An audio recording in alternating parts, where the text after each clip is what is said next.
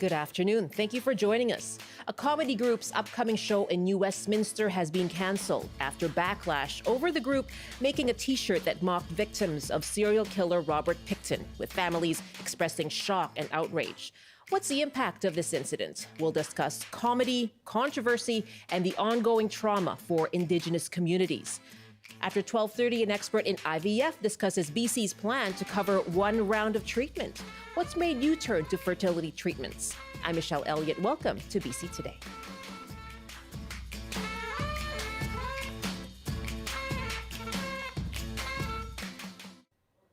Thank you for joining us on CBC Radio 1, CBC Television, and live streaming as well on the CBC News app, cbc.ca/BC, and on the CBC Vancouver YouTube page.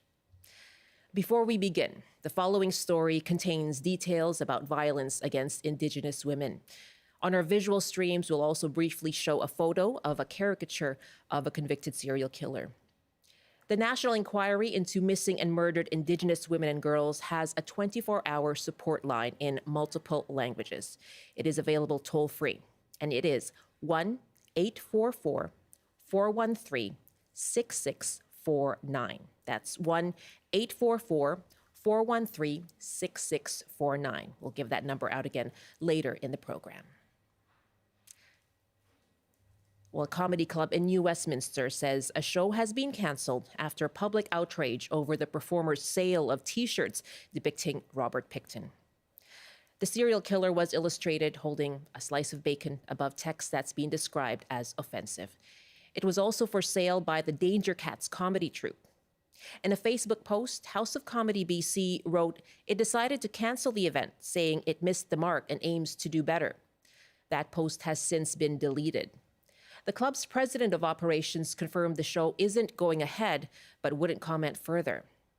And the Alberta-based comedy group Danger Cats has stated on their social media page that they received death threats, so they canceled their shows in Vancouver, in New Westminster, and their shows in Texas, Edmonton, and in Ottawa.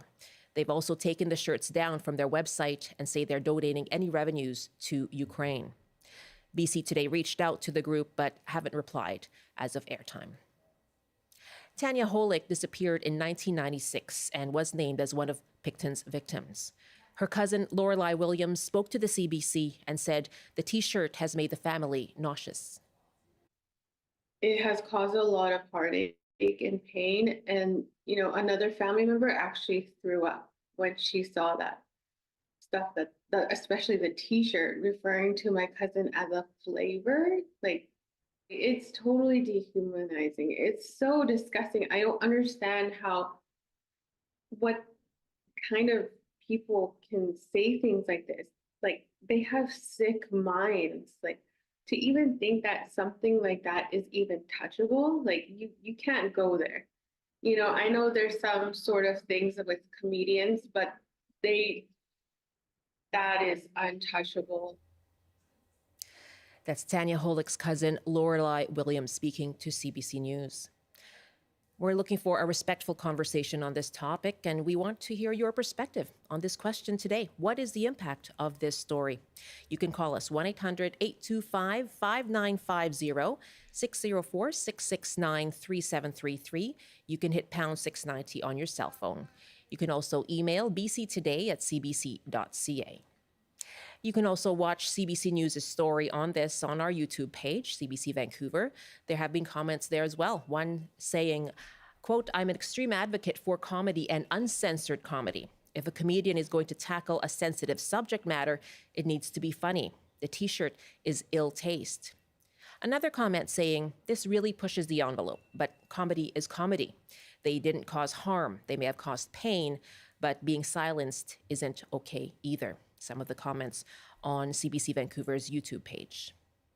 Well, yesterday's edition of CBC's On the Coast also featured some comedians. We'll hear from them in a few moments. But first, Daniel Fontaine is a city councillor in New Westminster.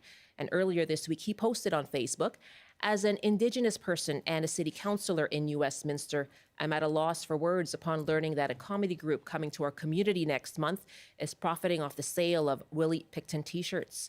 I'm calling upon the House of Comedy in New Westminster to do the right thing and to cancel this upcoming show being put on by the Danger Cats next month. Councillor Daniel Fontaine joins me now. Hello, good afternoon. Hello, good afternoon, Michelle. Thank you for joining us. Why did you believe that the comedy show needed to be canceled? Well, for a number of reasons, but I think they're plainly obvious that not only is this incredibly offensive, to be hosting this type of event within our community in New Westminster, it just goes completely against, I would say, the values of the people who live within this community. To be hosting a comedy troupe that is selling Willie Pickton T-shirts, that is profiting off of that. The moment I heard about that, I literally got on Facebook and said, put a halt to this. We do not want to have this comedy troupe here. And I don't do that lightly. I haven't called for any other events to be canceled in our community, but knowing as an Indigenous person myself and knowing from having been the former deputy minister at Métis Nation and having worked with many individuals of Métis heritage as well as First Nations, I just knew immediately that this had to stop. And I'm very pleased to hear that it won't be going ahead now. You said this, you don't take this lightly. Are you concerned that this will be seen as a form of censorship?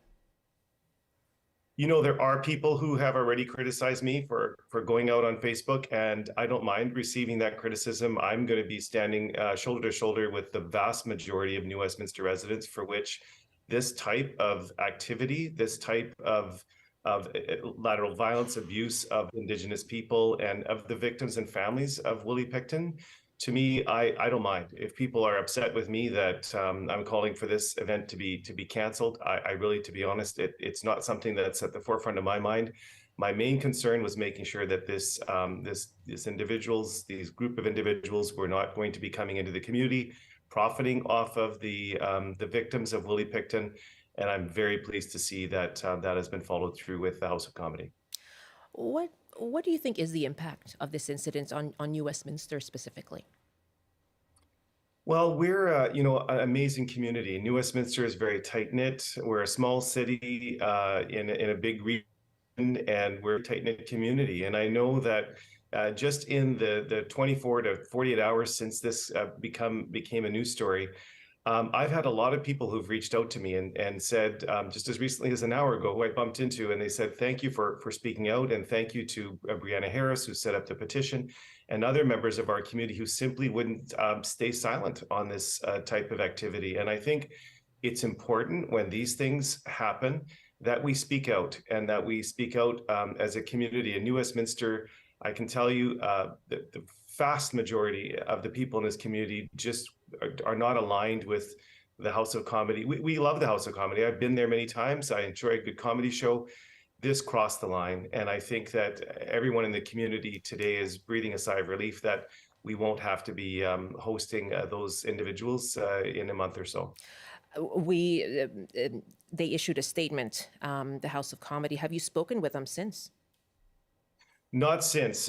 So I'm hearing kind of in real time, like everyone else, in terms of their public statements around what's happening, and I'm sure that they've been bombarded with media and the public, and I've been encouraging members of the public to contact them as well, and because they've been contacting me, and I've indicated that it's best to reach directly to the House of Comedy. But I know, Michelle, that when I was at Métis Nation, I was one of the individuals who triggered the review for racism in the healthcare system. And for far too long, these things were coming across the desks of people and nobody said anything. And I think it's important when we see these types of things, in particular if we are Indigenous, but even non-Indigenous individuals, to speak out and to have our voice heard. And we can see just from what's transpired in the last 48 hours that voice, when it's loud enough, it can actually result in some positive action. Daniel Fontaine, thank you very much for your time. Thanks for having me on, Michelle. Daniel Fontaine is the New Westminster City Councillor, and we're asking you, what do you think is the impact of this incident? Our numbers again are 1-800-825-5950, 604-669-3733, pound 690 on your cell phone. Shane is calling us from Vancouver. Welcome to the show, Shane. Hi there, Shane. Can you hear me? Shane, are you there? Let's try one more time. Shane, can you hear me? Okay, I think we've lost our connection. Shane, if you don't mind giving us a call back, please. I'm sorry that we lost you. 604-669-3733 is the local line in Vancouver. Now, yesterday, our Vancouver afternoon show On the Coast featured a panel of Indigenous comedians who shared their perspectives on the outrage of the sale of these T-shirts. Debbie Corshane is a comedian and founder of Indigigirl Comedy. And she addressed a statement by the Danger Cats comedy group, who said they canceled their show because of death threats. I think it's quite funny and ironical that they are concerned about their friends receiving death threats when they're constantly making jokes about death threats and the death of Indigenous women and Indigenous people. There is room for excellent comedy that crosses the line, but it comes down to like intelligence, emotional intelligence, and like integrity of who you're trying to address in the comedy that you're trying to punch, punch up, right? So in addressing and attacking communities that have been subjugated to violence is not progressive or smart in any way. Now, speaking on the same program, comedian Sasha Mark says the Pickton murders are not a part of the Danger Cats' lived experiences. We have so many stories inside of us to tell. So why are you focusing on a story that actually has like nothing to do with you and making it, presenting it as if it does? We're seeing the effects of it right now. You know, we're having people cry out who've lost family members, who have lost loved ones to Pickton. And to be reminded of this through the guise of like a really offensive joke on a T-shirt is like I really feel for these folks, and it's just like a ongoing dehumanization that we have to keep going through, and we keep having to prove ourselves as human beings that have feelings and that are worthy of being, treated with respect. That's comedian Sasha Mark, and before that we heard from Debbie Corshane. You can search for On the Coast on the CBC Listen app to hear that full discussion. And it's also on the CBC Vancouver YouTube page. It is now 12:18, 1:18 in the Mountain Time Zone. This is BC Today. Well, comments as well from BC's Mental Health and Addictions Minister Jennifer Whiteside, who is also the MLA for New Westminster. Yesterday, she posted these comments to X. Quote, I am grateful to hear that House of Comedy has made the right decision and canceled the upcoming performance by Danger Cats. I'm proud that our community has stood up and unequivocally condemned the promotion and sale of merchandise which glorifies violence and mocks the victims of horrific crimes. In particular, I would like to thank the families of the victims to express their outrage and distress regarding the situation. It goes on to say, I was very troubled to see that this performance would include the sale of merchandise which perpetuates misogyny and anti-Indigenous racism and which trivializes the suffering of victims and their loved ones. The T-shirt featuring Robert Pickton, a convicted serial killer responsible for the deaths of numerous women, is harmful, deeply offensive, and disrespectful to the memories of those who lost their lives and their families who continue to mourn their loss. Any attempt to glorify such violence and to mock the victims of these horrific crimes does not represent the values of our community, and it is appalling that anyone would seek to profit from such heinous acts. That was a social media post from New Westminster MLA Jennifer Whiteside yesterday. And Premier David Eby also made some comments in response to reporters' questions. We're going to play that for you in just a few minutes from now as well. We are asking you, what is the impact of this story? Again, a New Westminster Comedy Club has canceled a show after a wave of complaints about the group's material and merchandise. And it was about a T-shirt making fun of the victims of serial killer Robert Pickton that was for sale by this comedy group. That show has now been canceled. We're taking your comments today.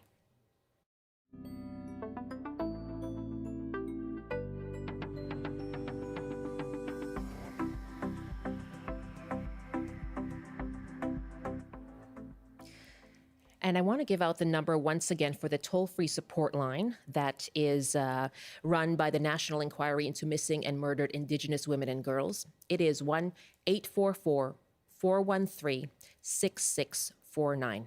1-844-413-6649. 6649. Let's take some calls now. Tammy is joining us in Langley. Hi, Tammy. Welcome. Thank you. Yeah, what do you think of this story and its impact? I'm very emotional right now in this story. I think where we sit today, I'm glad that they did what they did, that House of Comedy canceled. Unfortunately, I think the impact has already been made because these poor families are being re-traumatized by this visual that these people put out. And it tells me that society still thinks it's okay to victimize Indigenous people, specifically Indigenous women. I think for me right now, my main concern is that, not my main concern, but I had heard on the radio that, they were giving the proceeds of the shirts that were already sold to Ukraine, which I think is a very wonderful thing. However, I believe that they should put that money back into the Indigenous community so these families can have some support to find their family members who still have not been found. And I think that I don't know these people personally who did this. I understand there's a comedy sensibility, but this is disgusting what they've done, and people are still perpetuating this, and women, specifically Indigenous, are being victimized over and over and over again, even when they're not here anymore. And it needs to stop.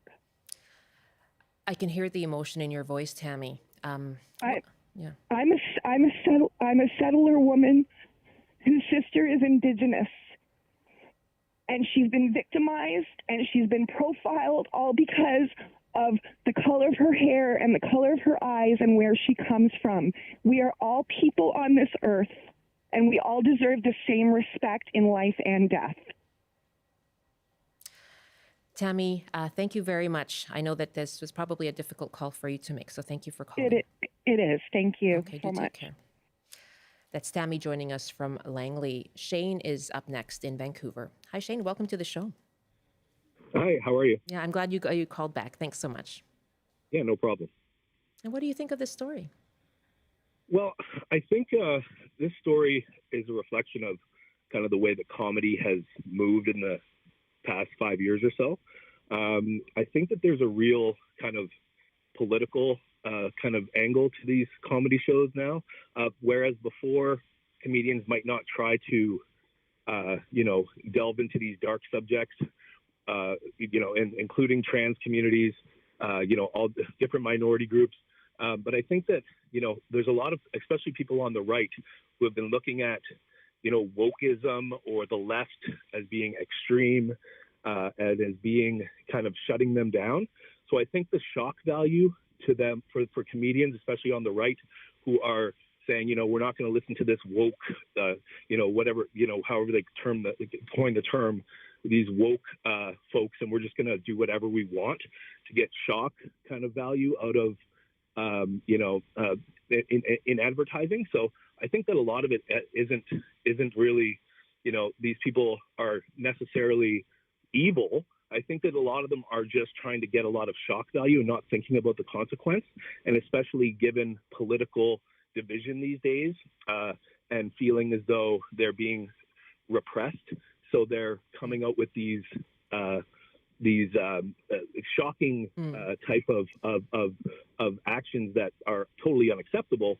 But at the same time, they feel as though it's almost their right and free speech to have free speech. And so it's a deplorable action. But I feel as though, given the times and the way things are changing, a lot of the people are, especially like I said, on the right, are looking at comedy as what impact then do you think the way this is developed and the ultimate cancellation, what impact might that have on that whole, I guess, that discourse around comedy and limits of comedy or wokeism, as you say? Well, I think that there will be more. There will be, there's going to be less, I think, comedians that are, in general, there'll be less comedians doing stand-up. But I think there is a strong sect of comedians who will fight against any kind of censorship, who will do whatever they want and say whatever they want, regardless of who it hurts or who they're putting in the crosshairs. and it's a movement of kind of we won't be stopped. We will say whatever we want, and we will be able to do it regardless of what you say, or you cannot stop us. And so I think that's kind of where it's coming from. Okay. It's an unfortunate thing, and it's something that people need to really pay attention to, especially when others are being dragged through the dirt and their families are being brought through this kind of pain. So, Shane? yeah. Yeah, thank you so much. Again, glad Yeah. that you were able to call back. Take care. That's Shane in Vancouver. Janice is joining us from Cranbrook. What are your thoughts on the impact of this story, Janice? Hi. Yeah, when I was quite young, I learned a lesson. I'm not a joke teller, never have been. But I was told, if it's illegal, immoral, or hurting someone, it's not worth telling. So what that has done for me over my lifetime so far is I'm very critical when it comes to humor. I have a tough time because I keep that message in the back of my mind. And Is I was comedy, quite though, supposed to appalled. also tackle, really difficult topics in certain Exactly. situations? And I'm really happy that you're bringing this to light today, Michelle. And I think that humor, obviously, for some people, it's not a big deal how it's being delivered, and yet there's so many people that are affected by humor. So I think it's just a good idea to be cautious, and I'm glad this show has been canceled. And I agree as well that the proceeds should be going back into the Indigenous community. Janice, thank you so much for the call from Cranbrook. Take care. Thank you. Bye-bye. Bye-bye. Our next caller is Shelley in Prince George. What are your thoughts on the impact of this story, Shelley? Welcome to the show. Well, first of all, I don't even know where to start. As a former person that has been involved in the sex trade from the age of 16 and now 54, and also one of those women was a friend of mine. And the idea that anybody would try to capitalize or find humor in the fact that these women were killed in the most appalling and disgusting way possible. Most of them, families have not had any closure or have even known what has happened to their loved ones. And these types of murders are still going on every day. I live in a community of the Highway of Tears. That's right.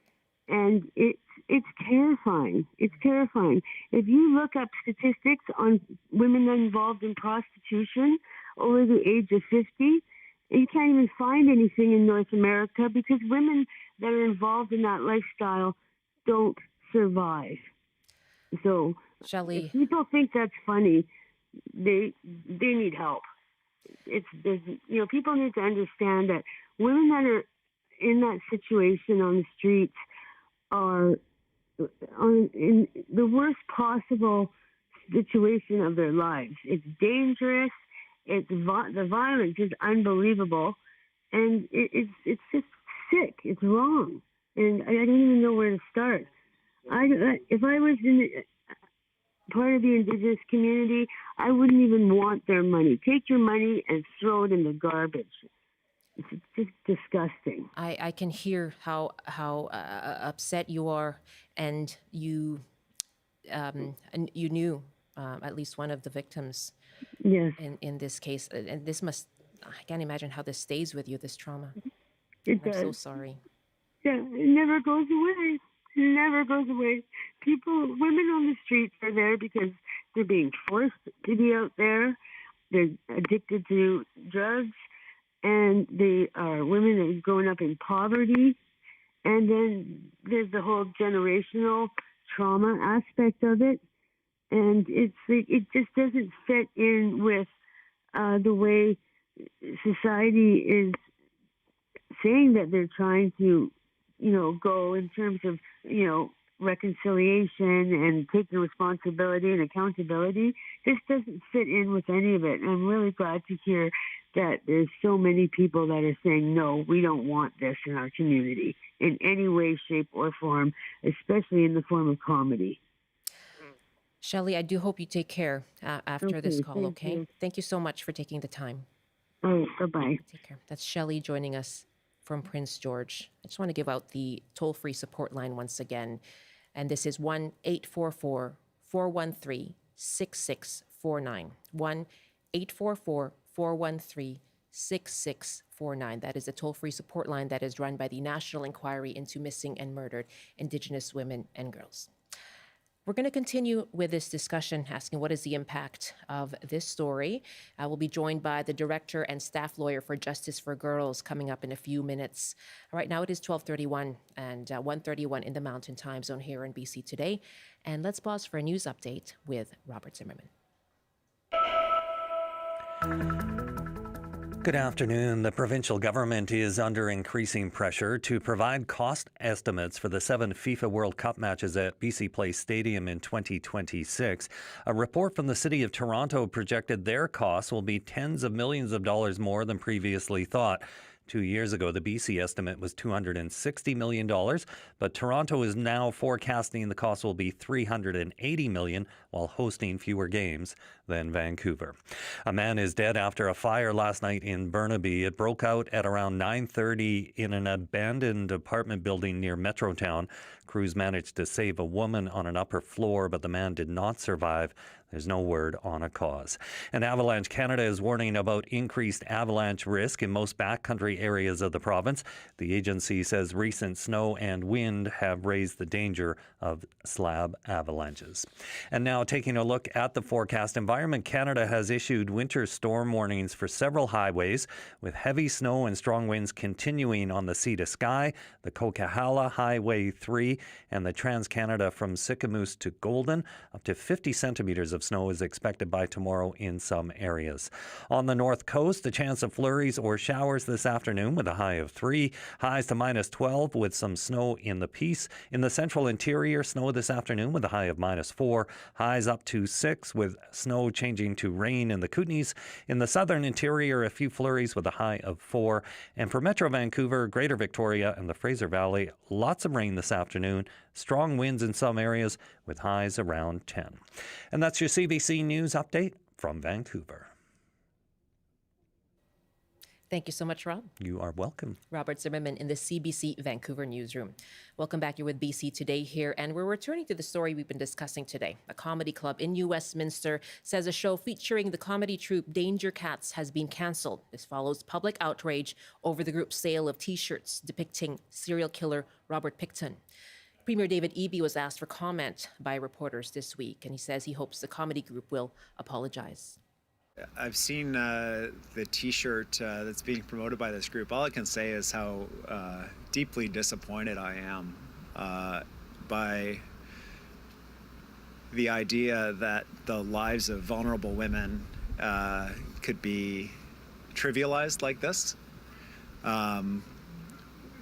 These were women with families and friends who were murdered, and then their lives ignored, and the fact that they were considered less than or less worthy, less human, was one of the reasons why Mr. Pickton was able to operate and kill them with impunity for so many years. It was devastating. It caused a reckoning in our province about how we treat people, how we see people, how we see each other's humanity and the need to look after each other. And I just really encourage this group to think carefully about this sad attempt at humor, and to apologize to the families of the victims, because those are the people who they really hurt with this. Premier David Eby. Now, the group Danger Cats has not responded to CBC inquiries. Online, they posted the shows have been cancelled due to staff at venues receiving death threats.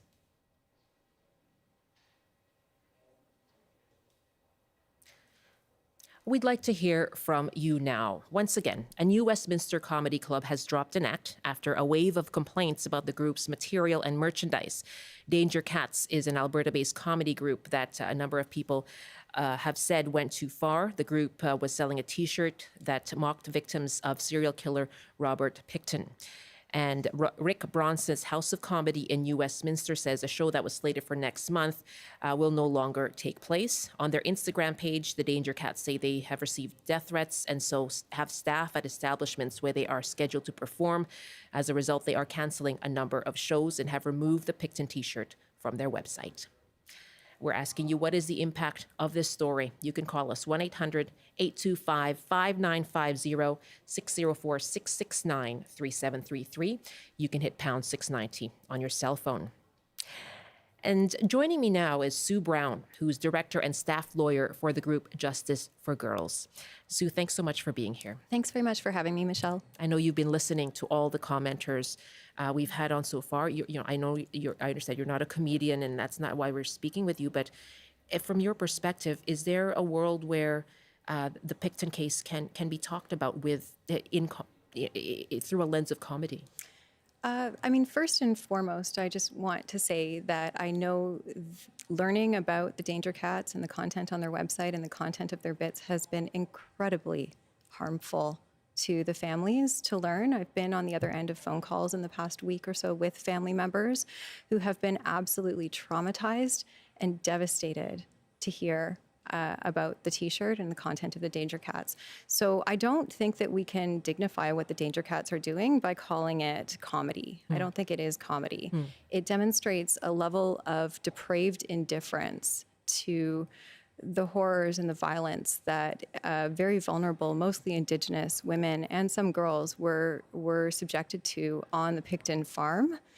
And that level of indifference, as Premier Eby was alluding to in his interview, was at the root of what allowed those murderers to continue doing what they were doing and allowed the murders to continue happening without the police, thoroughly investigating the cases or even taking their disappearances seriously for almost a decade.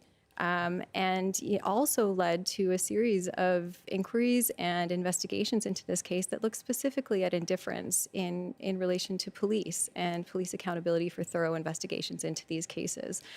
So these types of attitudes and behaviors have serious ramifications and harms for the family members and for our community at large. And so I don't think we can call it comedy, and making light of that. No, there is no world where that is reasonable or okay.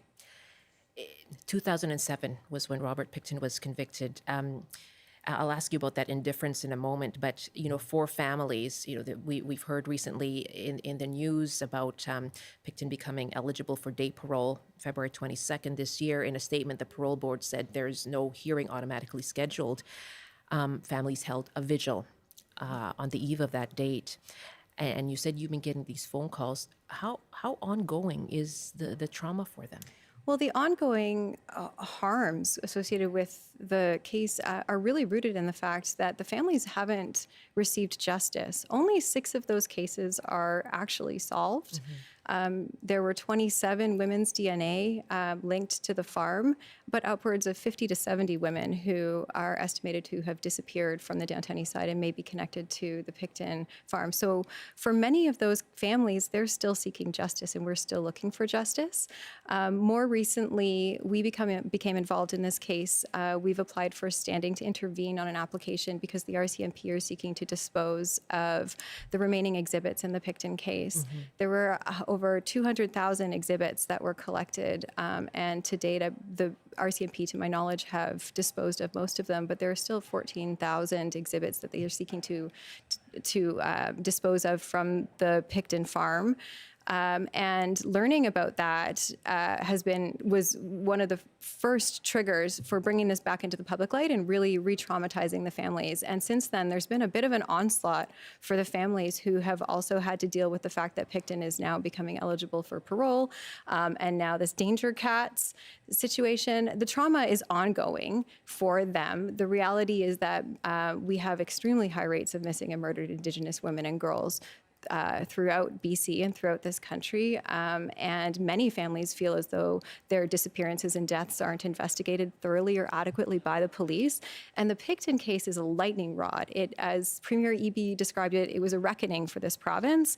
But many of the issues that came to light in that case, and particularly with respect to police investigations into these cases, persist to this day. And those harms continue. And knowing that for the families, knowing that there are so many of these cases that remain unsolved, and then to have all of these recent events, I know has been incredibly difficult for the families and the communities of these women and those for other missing and murdered women and girls throughout the province. My guest this half hour is Sue Brown, Director and Staff Lawyer for Justice for Girls. We've been asking you on the open line, what do you think is the impact of this story? And Jacqueline is calling us from Nanaimo. I know you've been waiting a little while, Jacqueline. Thanks so much for calling. Oh, hi. Thanks for taking my call. I just wanted to agree with the caller earlier who spoke about the proceeds that they've raised so far, this air quote comedy troupe, going to the situation happening in the Ukraine, when really it seems like it would the most important, appropriate place for those funds to go would be towards this ongoing missing and murdered women and children that we're dealing with every day. The idea that these three guys can roll in from Alberta and, bill their comedy show with a hard R and then try and make money off of this tragedy is just shocking. Why does this story hit close to home for you? Oh, I worked for many years as counselor in East Van schools, and certainly drove kids to counseling appointments with that were their moms had been impacted, were missing, were gone. I mean, it's just again, as your guest now has said so eloquently, this is not resolved. It's not in the past. It's not historic. It's ongoing. And I just can't believe that these guys ever even thought this might be funny. It's shocking. Jacqueline, thank you again for waiting on the line. Good to hear from you. Thank you for taking my call. Take care. This is Jacqueline in Nanaimo. And Leah is calling us next from Agassiz. Hi, Leah. Hi there. Are you able to hear me okay? Yes, we sure can. Go ahead. Okay, great. I came across the Danger Cats having shows in Winnipeg. I'm from a First Nation in Manitoba originally and reside here in BC. And I was glad to hear that their shows were canceled. But I came across another Facebook post 2 days ago with the T-shirts, the Pickton T-shirts. And I actually posted onto the Danger Cats website how disgusted I was. But thinking about this issue a little further, I think that potentially Section 319 of the Criminal Code, the incitement of hatred, could be evoked here. The article reads that by communicating statements in a public place incites hatred against any identifiable group where such incitement is likely to lead to a breach of the peace is guilty of an offense. So here we already have a public outcry, and justifiably so, because this is very harmful to Indigenous people and specifically Indigenous women and girls to have this kind of subject matter being treated like it's a comedy or for the entertainment Leah, of another group of people. And you're a lawyer, right? Is that why you were thinking of yeah, this? Yeah. My background is, I'm a lawyer. So what do you think? And I should for First Nations. You're an advocate, a lawyer advocate for First Nations? Yes. Okay, and so I should say that there have been no criminal charges brought up here when it comes to Danger Cats, and CBC News has contacted Danger Cats for comment. We have yet to hear back. I wonder what you think then as a lawyer, what are the edges, or how far can you take, the argument for free speech? Interesting that you bring that up next. Parliament does have a paper on hate speech and the freedom of expression and what those legal boundaries in Canada are. And there are issues where the certain aspects of the Canadian Human Rights Act have been repealed, and there is newer anti-hate laws in Canada that limit the freedom of expression when it brings harm or discriminates a certain group. And I certainly think that this particular instance of this type of merchandise and this type of, or form of entertainment definitely would qualify under those limitations on the freedom of expression.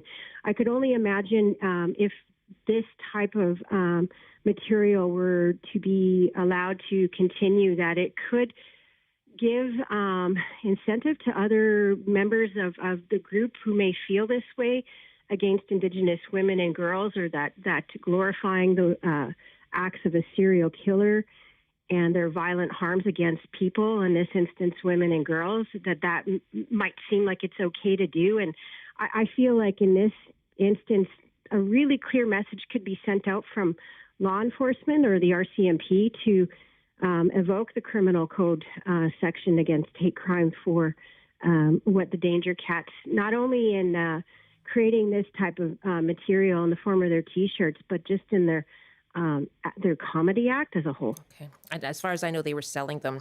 But Leah, thank you so much. And good to hear from you, your perspective as a lawyer. And we have the staff lawyer at Justice for Girls here as well. What are your thoughts on that? She was quoting Section 319 of the Criminal Code there.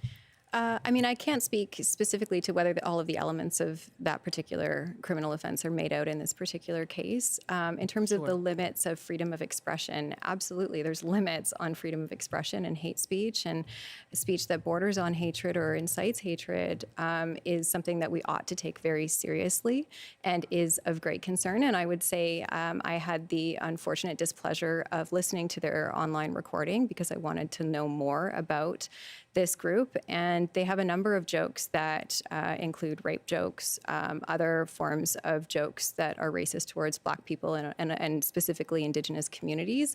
And what they are doing, I don't believe is comedy, and I do believe is something that Canadians would not and do not support as any form of freedom of expression that reflects the collective values of our country. And I do believe most Canadians don't support this particular group, and it's good to see that their shows are being canceled, and I hope that they take this away and think very seriously, very carefully about what they're doing and the harms of what they're doing for communities and for the people directly affected, and I hope that they change what they're doing.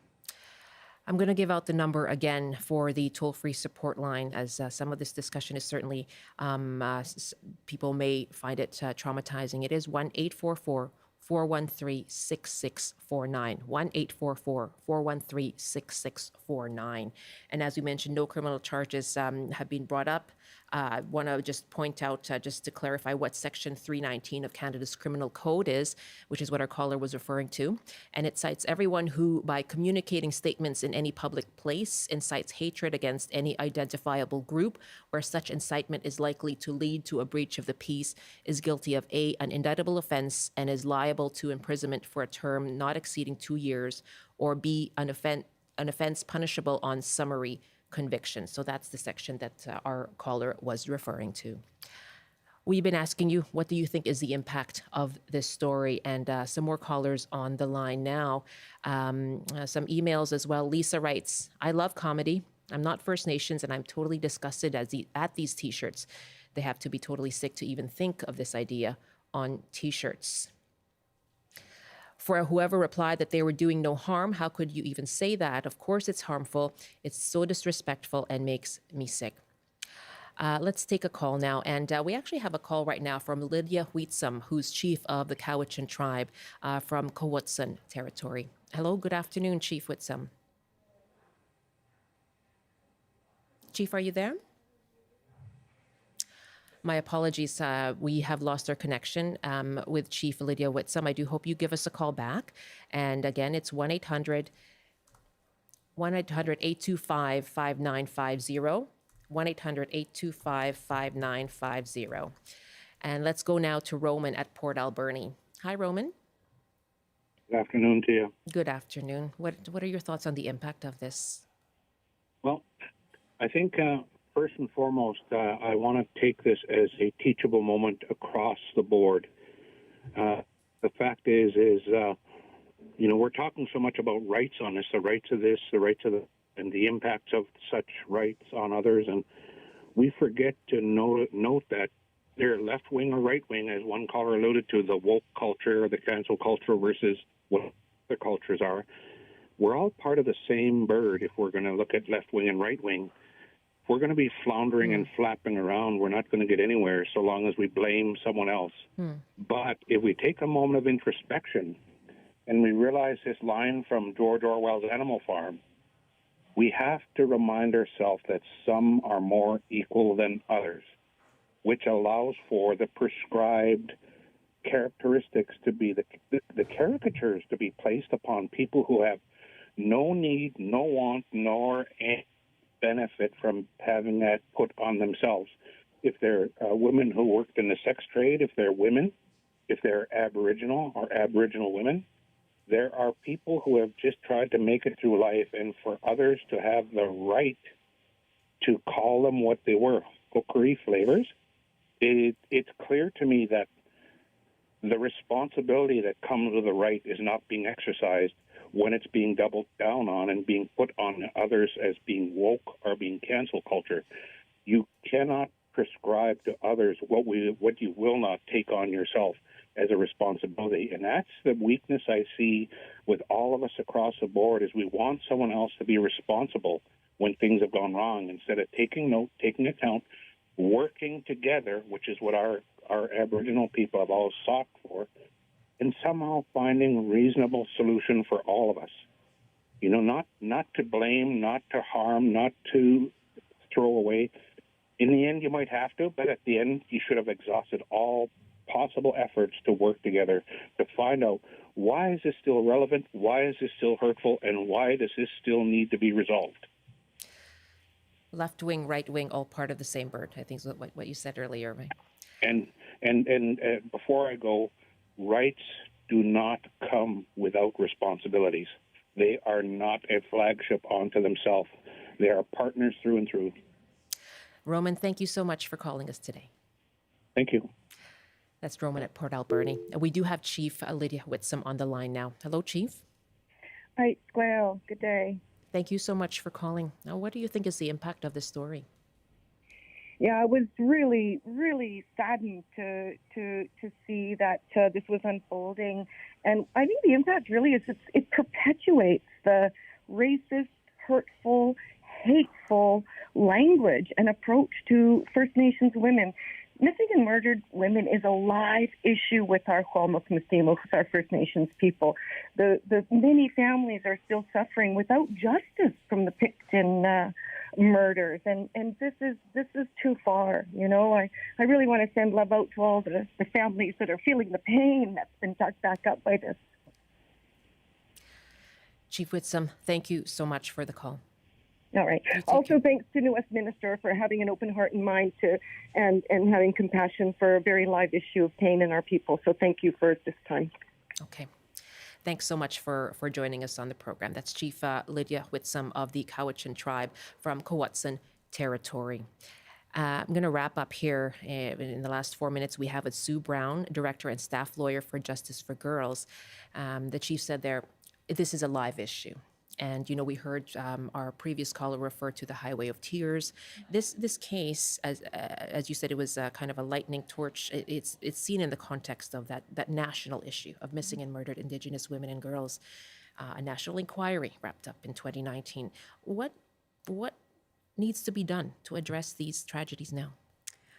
Well, first and foremost, implementing the calls to justice, the 231 calls to justice that came from the Missing and Murdered Indigenous Women and Girls inquiry would be a very good start. But there were many investigations and inquiries that came before that that also developed a number of recommendations that have collected dust on shelves for too many years.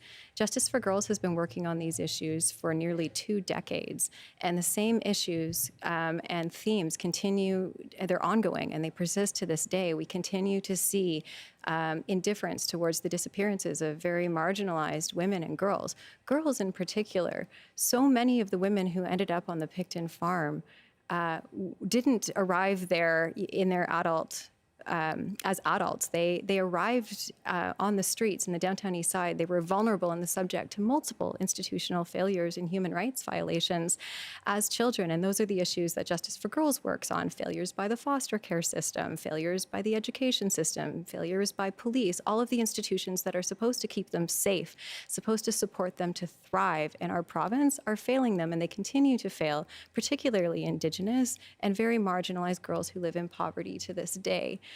We've worked on a number of reports and recommendations, including a 2013 investigation with Human Rights Watch, where we looked at policing failures to properly and thoroughly investigate cases of Indigenous violence against Indigenous women and girls throughout the North in British Columbia. They identified multiple failures by police and abuses by police against Indigenous women and girls. And when we take this out into a broader context and we look at the relationship between Indigenous communities, particularly Indigenous women and girls, and police and law enforcement and our justice system, they don't have any trust because police have failed over and over and over again to take violence against them seriously. We see militarized force being used against Indigenous land defenders who are trying to protect their land and their rights. And then we see police violence and horrible abuses against members of Indigenous communities. And so there's some real failures there. And so it's important to see the recommendations from all of those investigations and inquiries implemented properly. Thank you very much for your time. Thank you. That is Sue Brown, Director and Staff Lawyer for Justice for Girls. And we have some more emails here. Vincent writes, finally, common sense prevailed and the so-called comedy show in New West is canceled and the horrendous Pickton T-shirts no longer available. I grieve for and with the families of murdered women. Constant reminders not needed. The number, once again, for the National Inquiry into Missing and Murdered Indigenous Women and Girls for the toll-free support line is 1-844-413-6649, 1-844-413-6649. That is the toll-free support line.